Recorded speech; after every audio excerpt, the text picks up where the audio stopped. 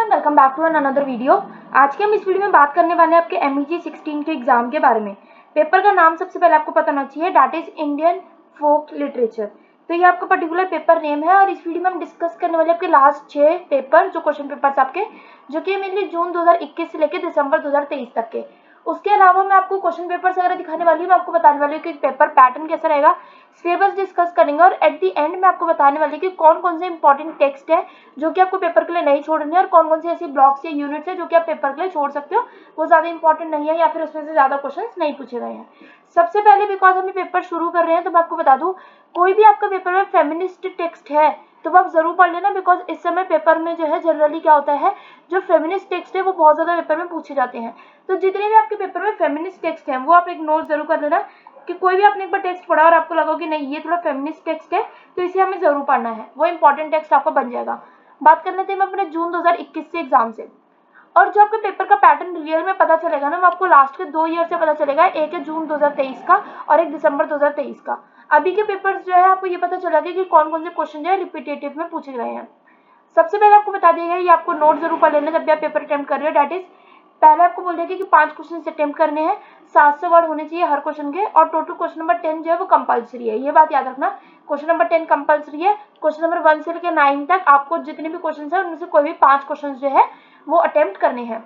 और हाँ, मतलब उसमें से कोई भी 5 नहीं, उनमें से कोई भी 4 करने हैं, क्योंकि क्वेश्चन 10 कंपलसरी है तो उसको कंट्रीब्यूट करके 5 क्वेश्चन बनेंगे।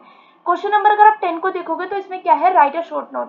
तो अगर आपको पता चल गया पहले कि राइट अ शॉर्ट नोट वाले क्वेश्चन आ रहे हैं, तो जितने भी आपके छोटे टॉपिक्स हैं उसमें से जो सबसे इंपॉर्टेंट है, पहला है, मैं नोट कर लगा देती हूँ आपको, that is folklore of North East India. ये इस बार आने के बहुत ज्यादा चांसेस है, कहीं पे आप भी नोट कर सकते हो, बाकी या तो मैं लास्ट में जो है एक बार मैं आपको बता दूंगी कि कौन कौन से ऐसे टॉपिक्स है जो कि आपके पेपर में जनरली पूछे गए हैं। पर जो folklore of North East India है, ये टॉपिक आपके लिए पेपर के लिए जो बहुत ज्यादा इंपॉर्टेंट है। उसके बाद आपका जटका एंड पाला, ये भी इंपॉर्टेंट बन सकता है आपका। मिस एंड रिचुअल से जनरली इस बार चांसेस बहुत ही कम है कि इस बार आएगी पेपर में। अब मैं आपको डिस्कस कर लेती हूँ ऐसे कुछ इंपॉर्टेंट क्वेश्चंस। यहाँ पर जो मुझे क्वेश्चन नंबर 1 है वो काफी इंपॉर्टेंट लगा था, क्योंकि मैं आपको दिखा देती हूँ। ये है, attempt a critical essay on the beginning and growth of folklore studies in India in particular and in other parts of the world in general. मतलब आपको इंडिया के बारे में मेजरली बता रहे हैं इस क्वेश्चन में, जनरल में जो आपको वर्ल्ड के बारे में बताने कि वर्ल्ड में कैसा फोकलोर वगैरह की स्टडीज वगैरह होती हैं।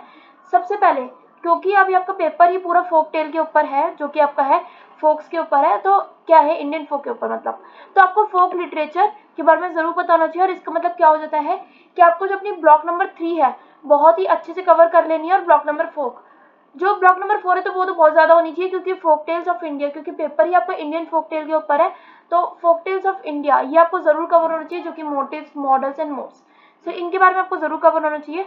उसके बाद जो आपका एक इंपॉर्टेंट क्वेश्चन बन जाता है, that is question number 7, that is folk is a form of resistance, a critic of the prevalent norms of the society, discuss with the reference of the dilemma by Vijaydan Detha.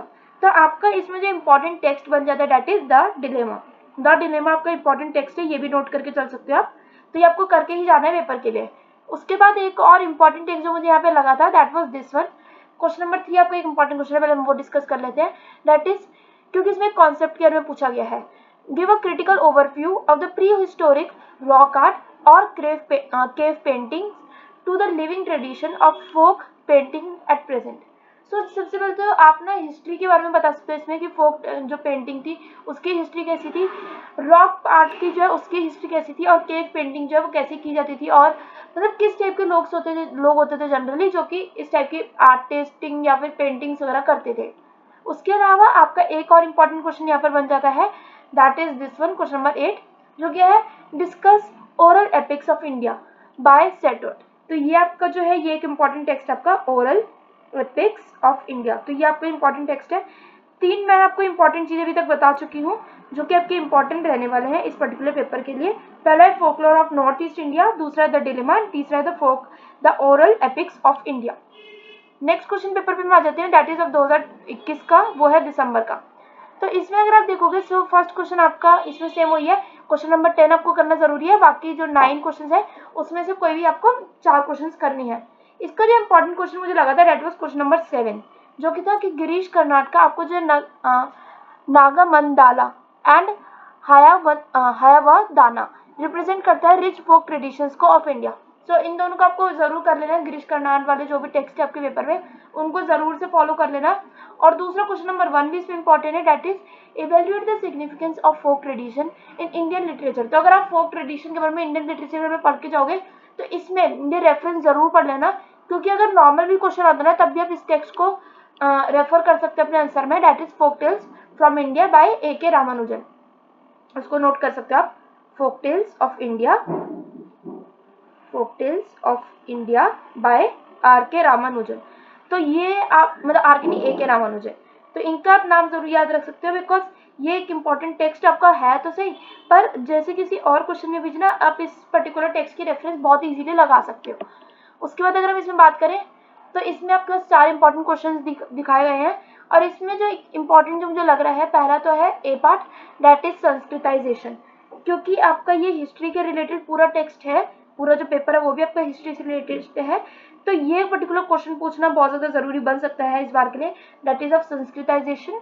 और दूसरा है आपका तमाशा, नौटंकी and विदेशिया। सो इनके बारे में से आपसे पूछा जा सकता है, बट ये चांसेस बहुत ज्यादा कम है इसके। और Ramayana as a folk text, ये आपको पता ही होना चाहिए बिकॉज ये आपका हिस्ट्री का टेक्स्ट है जिसमें आपको बताया, Ramayana as a folk text, तो इसके बारे में भी आप जरूर पढ़ लोगे एज अ फोक टेक्स्ट।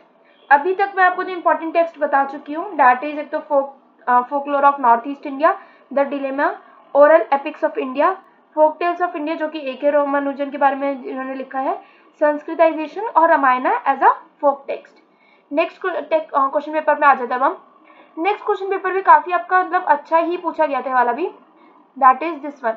अगर आप देखोगे ये क्वेश्चन पेपर आपका जून 2022 का, ये क्वेश्चन पेपर काफी डायरेक्ट था, इसमें पहले ही आप एक ही क्वेश्चन देखोगे जो मैंने आपको बता चुकी हूँ कि ये आपको जरूर करके जाना है, दैट इज ए.के. रामानुजन का folk tales of India is a ground breaking text in folklore research. तो ये मैं आपको पहले बता चुकी हूँ कि आपको जरूर करके जाना है अपने पेपर के लिए। उसके बाद अगर हम बात करें रामायणा वाला, मैंने आपको बता दिया कि discuss the dynamics of the great epic the Ramayana with reference to the text by Paula Richman. So इनका ये टेक्स्ट आपको जरूर करके जाना है।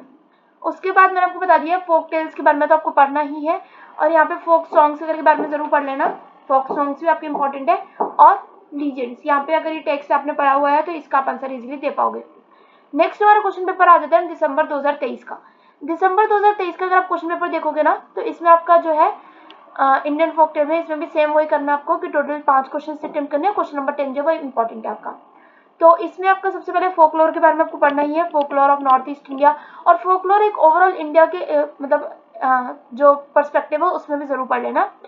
इसमें जो क्वेश्चन नंबर 2 है वो काफी इंपॉर्टेंट क्वेश्चन बन जाता है इस बार के आपके पेपर के लिए, that is attempt a critical note on the historical geographical school, फिर है psycho analytical school and structural school with reference to the study of folklore. तीन ही स्कूल्स के बारे में पढ़ लेना है, historical geographical school, psycho analytical school, और फिर क्या है स्ट्रक्चरल स्कूल। उसके बाद आपका जो इंपॉर्टेंट टेक्स्ट यहाँ पर बन जाता है that is of this one, oral epics in India. इसमें से आपका एक टेक्स्ट क्वेश्चन बना है, discuss oral epics in India as a compendium of myth of the various regions of India. जो मैं आपको लास्ट में जो टेक्स्ट आपको बताने वाली हूँ जो आपको जरूर कवर करने हैं, अगर आप इनको कर लोगे ना तो आपके मोस्ट ऑफ द टाइम में पेपर में 50 to 60 नंबर इजीली लेकर आ पाओगे। उसके बाद मैंने आपको पहले बता दिया गिरीश कर्नाड के आपको जितने भी टेक्स्ट हैं, एक है हयावदना और दूसरा है नगा मंडाला, दोनों ही टेक्स्ट आपको जरूर कवर करने हैं, क्योंकि गिरीश कर्नाड एक बहुत ज्यादा इंपॉर्टेंट राइटर आपके हैं और इंडियन राइटर है तो इसलिए उनके ऊपर तो ज्यादा ही क्वेश्चन आ सकते हैं। बाकी इसमें आपका फिर से देखोगे तो मिथ्स एंड रिचुअल्स के बारे में पूछा गया है, जो आपका सेम क्वेश्चन पूछा गया था जून 2021 के पेपर में, तो वही दिसंबर 2022 में भी बना है, और इस बार मोस्टली चांसेस है कि आपका जो सिमिलर क्वेश्चन पेपर बनेगा वो बनने के चांसेस है दिसंबर 2022 जो ये क्वेश्चन पेपर है इसी में से, क्योंकि मोस्ट ऑफ द अगर आप देखोगे तो पेपर जो है 2 या 3 साल मतलब 2 बारी के बाद जो है वो रिपीट होना शुरू हो जाते हैं, और इस बार चांसेस बहुत ज्यादा है दिसंबर 2022 के पेपर को, तो इसलिए आप इसको जरूर कवर करके जा सकते हो। उसके बाद अगर आप देखोगे नेक्स्ट क्वेश्चन पेपर आपका आ रहा है जून 2023 का, इसमें सबसे पहले फोकलोर जो है उसके बारे में बता दिया गया है, तो discuss the various forms of folklore prevalent in different parts of India. Folklore का ही दूसरा क्वेश्चन भी पूछा गया, nature is essential element of folklore. उसके बाद अगर आप देखोगे ना ये क्वेश्चन ना, हाँ ये क्वेश्चन पेपर काफी जो है फोक के ऊपर ज्यादा रिलेटेड है, क्योंकि फोकलोर, फोक पेंटिंग, फोक ट्रेडिशन इसके बारे में ज्यादा पूछा गया था इस पेपर में। और इसमें जो आपका मेजर टेक्स्ट मैं आपको पहले बता सकती हूँ, गिरीश कर्नाड के भाई टेक्स्ट जरूर कवर कर लेना। फिर से आपका same to same question paper बन चुका है क्वेश्चन। तो अगर आप देखोगे इस क्वेश्चन को तीसरी बार किसी पेपर में अटेम्प्ट रिपीट हुआ है, मतलब 6 क्वेश्चन में से 3 क्वेश्चन में ये पूछा गया 3 क्वेश्चन पेपर में। और हाँ, इसके जो लास्ट के ये 3 है, एक तो है अल्लाह एंड दोला, इसको आप जरूर कवर कर लेना, ओरल एपिक्स है और इंपॉर्टेंट ओरल एपिक्स भी है आपके पेपर के लिए। Last but not the least हमारा लास्ट क्वेश्चन पेपर पे आ गए हम, जो कि दिसंबर 2023 का। तो दिसंबर 2023 का पेपर ना काफी वैसा था, डिस्क्रिप्टिव पेपर है ये, मतलब इसमें काफी कुछ दिया गया है और इसलिए आपको इसको अंडरस्टैंड करना क्वेश्चन पेपर के लिए काफी इजी रहेगा। पहला तो क्वेश्चन जो 2 है वो मुझे काफी इंपॉर्टेंट लगा और इस बार चांसेस है, वैसे कम ही है पर है फिर भी इस क्वेश्चन को आने के। फोक पोइट्री एंड सॉन्ग्स के बारे में पूछा जा सकता है। उसके बाद आपका है folklore is a part of culture but not the whole of culture. So इसके बारे में क्वेश्चन एक पूछा गया आपसे।